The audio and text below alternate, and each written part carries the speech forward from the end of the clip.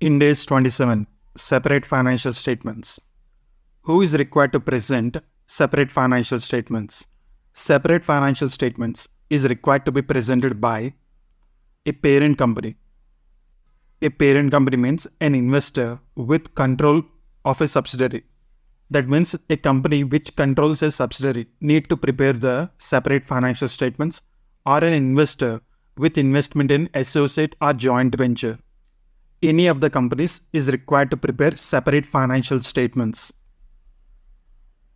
In case of a parent or an investor with investment in associate or joint venture, these investments are accounted at either cost or in accordance with Ind AS 109 at fair value through P&L account or fair value through OCI. So there are two ways to measure these investments, at cost or at FVTPL or FVTOCI. Next. Generally, these separate financial statements are presented in addition to consolidated financial statements, or in addition to the financial statements of the investor that does not have investment in subsidiary. But the investment company which has investment in associate or joint venture, in which investments in associate or joint ventures are accounted under equity method, in such a case also separate financial statements will be presented. So generally in case of parent, both CFS and SFS will be prepared. In case of investment in associate joint ventures, in addition to financial statements of an investor, these separate financial statements are also prepared. Next. In case of investment in associate or joint venture, they will be accounted using equity method. Next. Accounting for investment in subsidiary, associate or joint venture in separate financial statements. Either they will be accounted at cost or fair value as per Ind AS 109.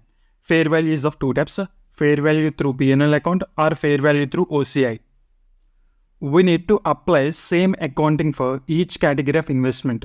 That means there is an entity, it has investment in subsidiary, associate, joint venture.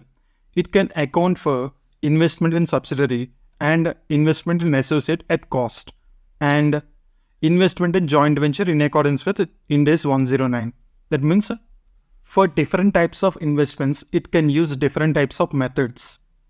It can do investment in subsidiary at cost, investment in associate at a fair value, investment in joint venture at cost, as it likes. Next, there is an entity. It has invested in two associate companies. In such a case, it cannot account one associate company at cost and another associate company at a fair value through P&L or OCI. That means as per Ind AS 109. That means for same category, it cannot use different methods. Same category, same method should be used. Investment in subsidiary, associate, joint venture, if it is classified as held for sale. In case investment in subsidiary, associate, joint venture is classified as held for sale, it will be dealt as per Ind AS 105. In this, these investments, if they are classified as held for sale, they will be accounted for at cost or at fair value. If at fair value, we use Ind AS 109. If they are accounted as per cost, then further accounting will be done as per Ind AS 105.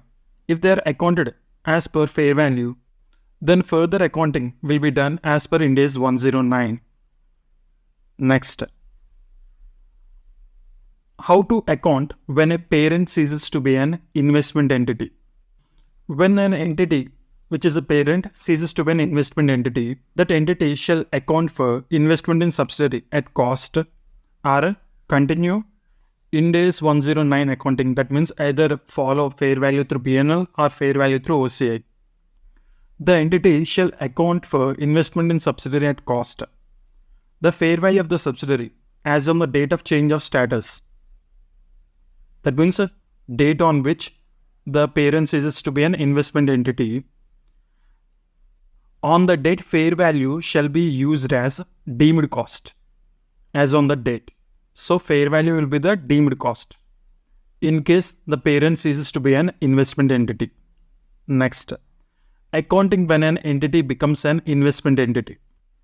When an entity becomes an investment entity, that entity shall account for investment in subsidiary at a fair value through P&L account, that is as per Ind AS 109.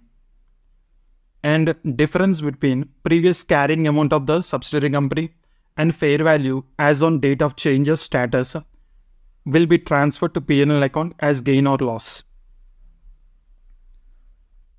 And any cumulative amount of any fair value adjustment previously recognized in OCI in respect of those subsidiary companies shall be reclassified to P&L as if the investment entity has disposed of the subsidiaries at the date of change in status. Let us consider an example. A Limited has made an investment in subsidiary X Limited. So A Limited is the parent company, X Limited is the subsidiary company. Investment in subsidiary will be measured at cost. On 1st April 2001, A Limited becomes an investment entity. On the date, the carrying amount of the investment in subsidiary is 1 lakh. The fair value as on the date of change is 1,50,000. Therefore, A Limited should record gain of 50,000 in P&L account. How 50,000? Fair value less carrying amount, that is 1,50,000 less 1 lakh. This 50,000 will be recognized in P&L account as gain. Consider another example. A Limited has made an investment in subsidiary in X Limited. This investment in subsidiary will be measured at fair value through OCI as per Ind AS 109. On 1st April 2001, A Limited becomes an investment entity and carrying amount of the investment in subsidiary is 1 lakh and fair value as on the date of change is 1,50,000. So carrying amount is 1 lakh, fair value is 1,50,000. In such a case, A Limited should record cumulative gain of 50,000. How? 1,50,000 minus 1 lakh in OCI, not in P&L account, because here investment in subsidiary is measured at fair value through OCI. So cumulative gain will be recognized in OCI. If carrying amount of the investment becomes 1,50,000, previously the carrying amount was 1 lakh. Now, if the carrying amount of the investment becomes 1,50,000, A Limited should reclassify the gain of 50,000 from OCI to P&L as if the investment has been disposed by A Limited as on the date of that change. Next, a recognition of dividend in separate financial statements. Dividend is recognized when right to receive dividend is established, that is, when dividend is approved by shareholders in the general meeting. So, in order to recognize a dividend, right to receive dividend should be established. Next, impairment of investment in subsidiary associate joint venture as per Ind AS 36. Generally, investments need to be impaired if indication exists.